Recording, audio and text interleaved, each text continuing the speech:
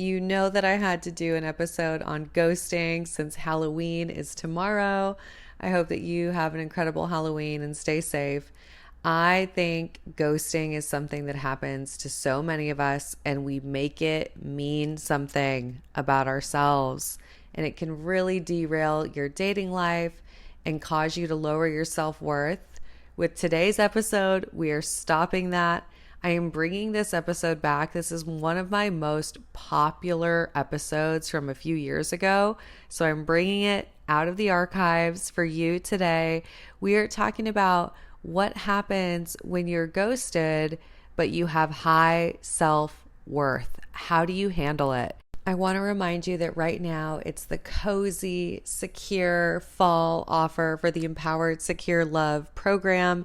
You deserve to feel secure and loved and have a regulated nervous system in your relationships.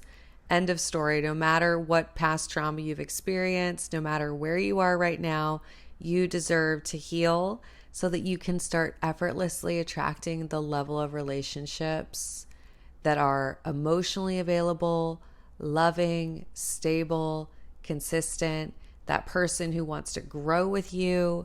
You got to stop wasting your time in relationships that go nowhere. Do the work on yourself and start attracting what you deserve.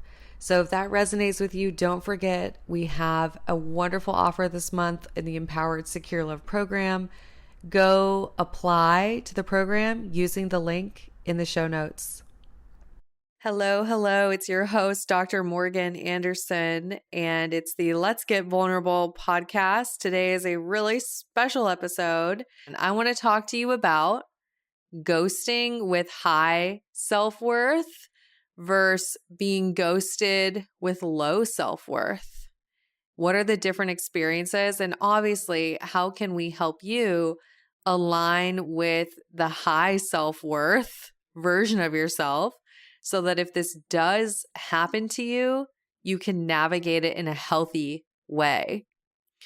So let's just talk about ghosting in general, right? Ghosting is when you're messaging with somebody, or maybe you've even gone on some dates with them, and then all of a sudden they drop off and you don't hear from them at all. They've ghosted you. They've become a ghost. And those of us who have experienced it, we know how frustrating it is, how painful it can be. I have worked with women who have dated people for months and they've been ghosted 3 months in, right? And what I will say is that I think the length and the depth of the relationship usually correlate with it being more painful. So the longer you've known someone, the closer you are, and then to be ghosted, right? Like it's more painful if you've known the person for a really long time. But it's painful no matter what, and it really sucks to be on the receiving end of ghosting. One of the reasons is we feel like we have no closure. If you've ever been there, you know this. You're like, what did I do? What happened? Did they get in a car accident and now they have amnesia?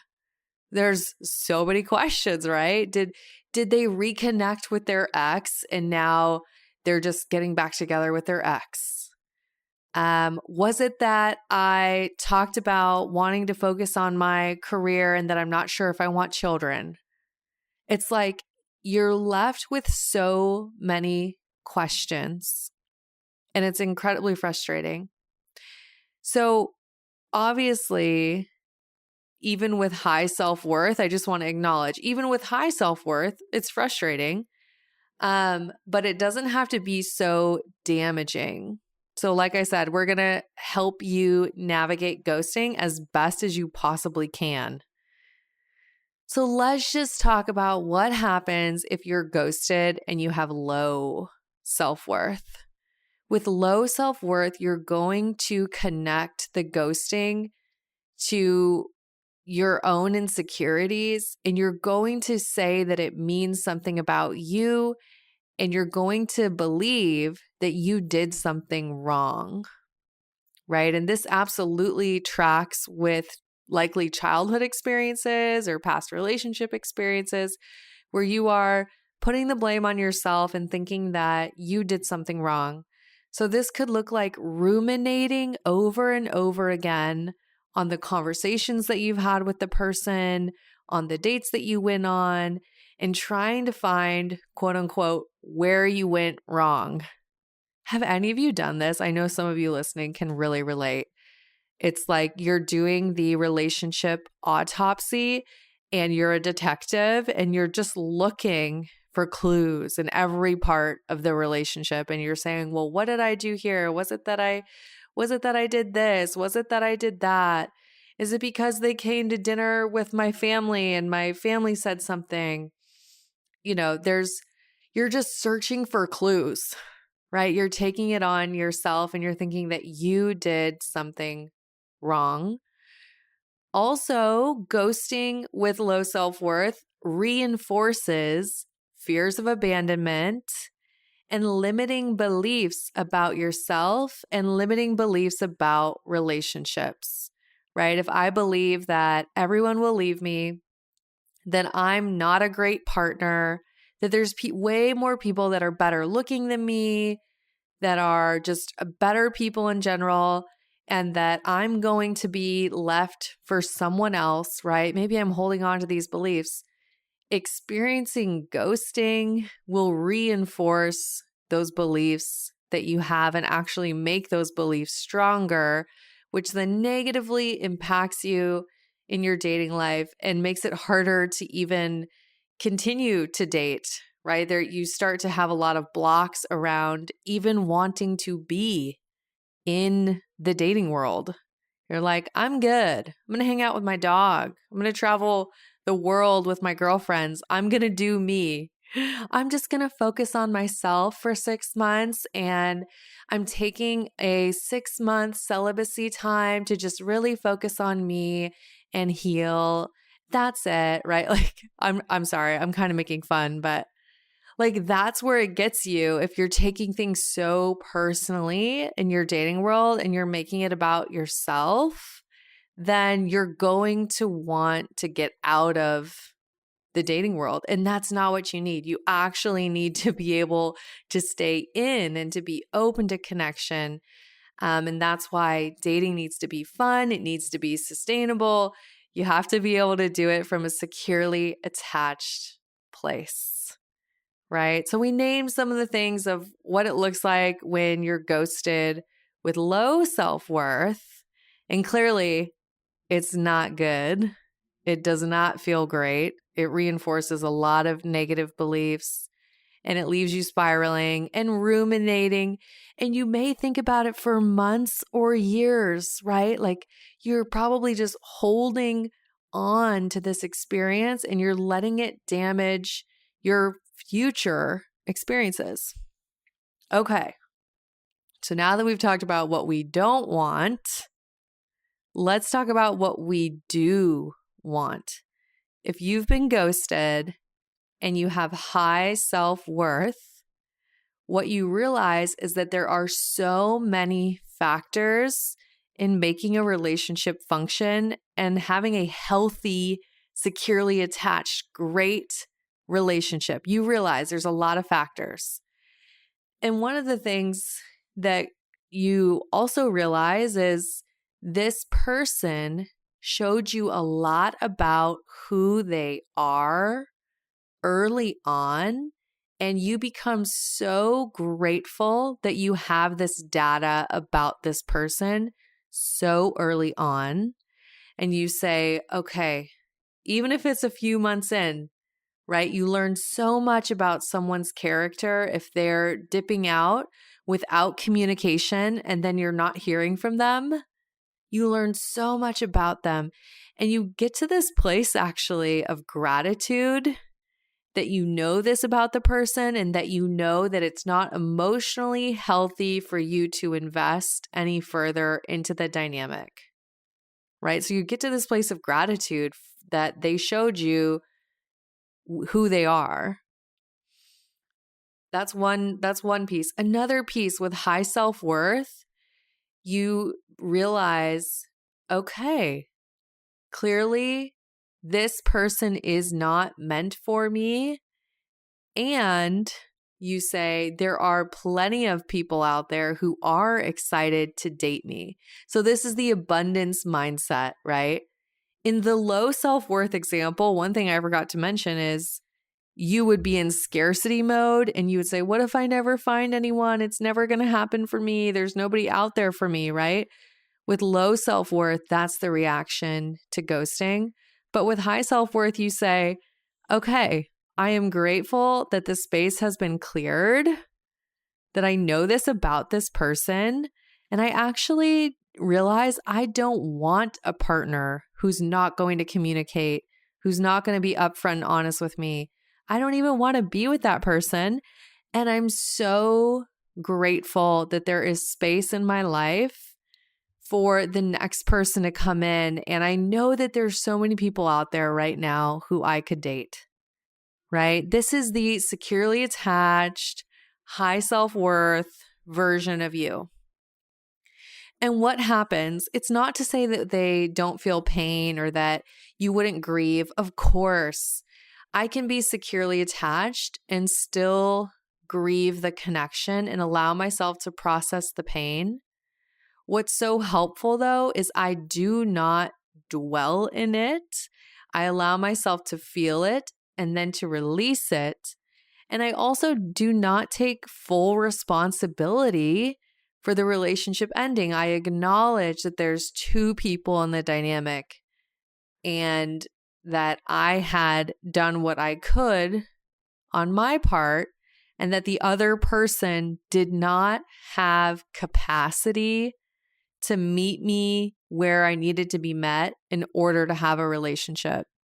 There's that word. It's so important when you're trying to release a past relationship. You have to remember, whether it was ghosting, infidelity, or just a hard breakup, you have to remember that all of us have a different amount of capacity for intimacy and connection and for building relationships.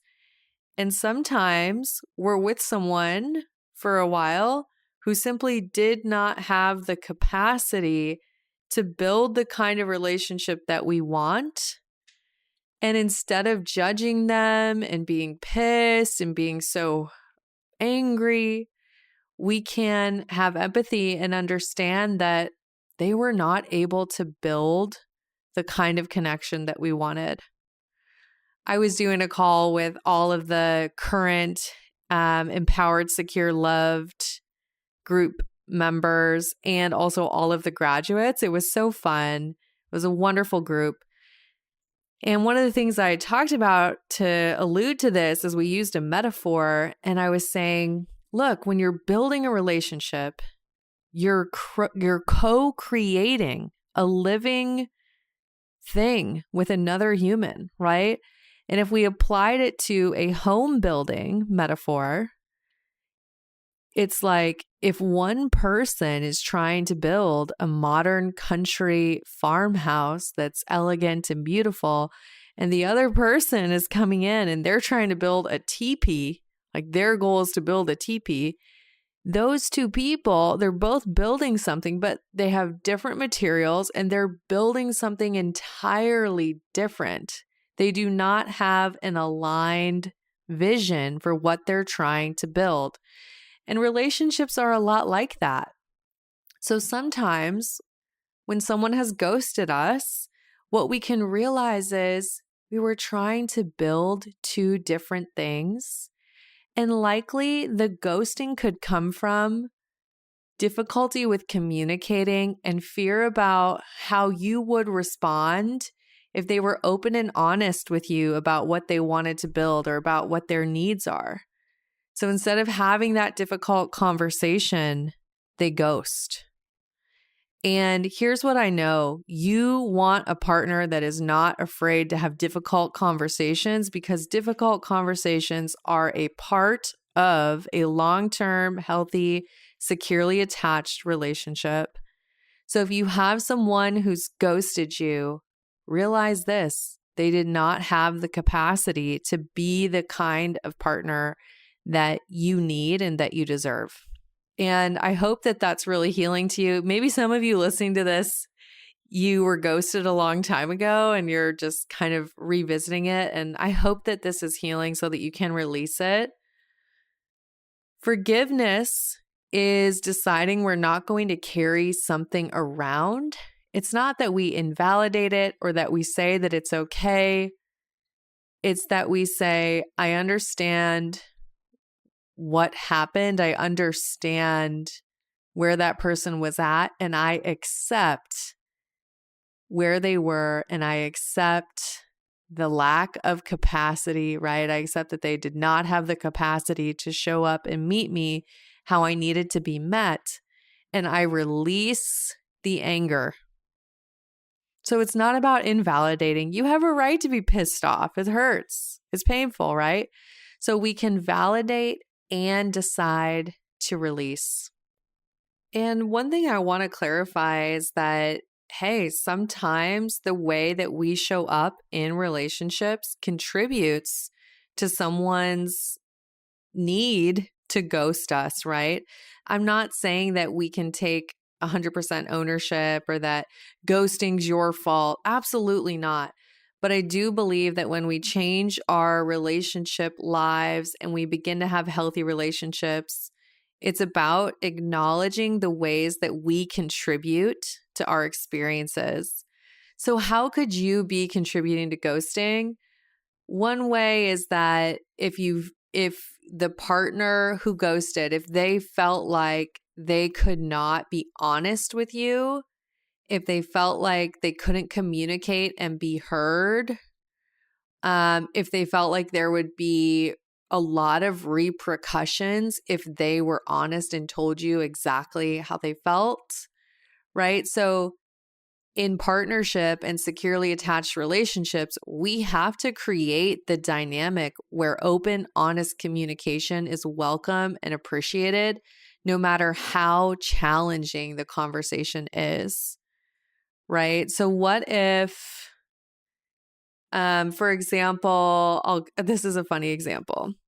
All right. I was, years and years ago, dating somebody, went on 2 dates, and then received bouquets and bouquets of roses in my psychotherapy practice office that, yes, I had to explain to clients later.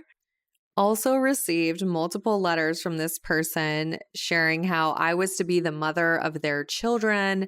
They couldn't wait to marry me. Keep in mind, I've known this person about 2 weeks, and this is the level of intensity. Clearly, this is someone with a ton of anxious attachment, really emotionally dysregulated, really struggling. And being on the receiving end of that level of emotional investment made it really difficult for me to communicate with that person because I knew how invested they were. And since I knew they really struggled with emotional regulation, it was really hard to have the conversation with them that I did not think that we could continue in a relationship. Me being the person I am and just having all the time and expertise of having challenging conversations and all the research, yes, I did not ghost this person. However, it was incredibly challenging. And I think that's something we have to keep in mind, that if we create a dynamic where the communication feels hard, then yeah, people are wanting to ghost. Should they ghost? No. But I think we have to be aware and take ownership of what is the dynamic that we're creating. And of course, inside of the Empowered Secure Love program, we talk about a slow build and creating a securely attached relationship and pacing of the emotional investment and open, honest, direct communication about what you want, etc. Right? Like there's ways to build a relationship so that communication is part of the culture and it's welcomed and it's supported and it's appreciated. And when you do that, ghosting is highly unlikely. So anyways, all this to say, I have to take both sides and just acknowledge that there's a ton of factors in why it happens. Ghosting is obviously associated with avoidant attachment styles, and avoidant attachment clearly leads people to be at risk for really struggling with tough conversations and struggling with intimacy. And they usually have a lot of beliefs themselves about, I can't do relationships well. And they don't have a lot of practice at even having tough conversations. So, a breakup conversation for someone who's avoidantly attached, it's like throwing them in the deep end and they've never swam before. They have no desire to do it, right? Like they've never even had the floaties on in the pool and you throw them in the deep end. It's really scary and unappealing to them emotionally. So I hope this episode gave you a ton of insight. I hope that you can practice high self-worth. It serves you in your dating life, no matter what's going on in your dating life, right? When we can operate with high self-worth and we know that we're a high value partner, that there are so many people out there right now who'd be so excited to date you and to get to know you, that you're worthy of reciprocal, kind, securely attached relationships, that you're worthy of taking your time to get to know someone and letting people earn your emotional investment and earn your vulnerability. All of this connects to being that person who's of high self-worth and a securely attached partner. I hope you got some value out of this. And of course, I'm wishing you high self-worth and great relationships. I'll talk to you soon.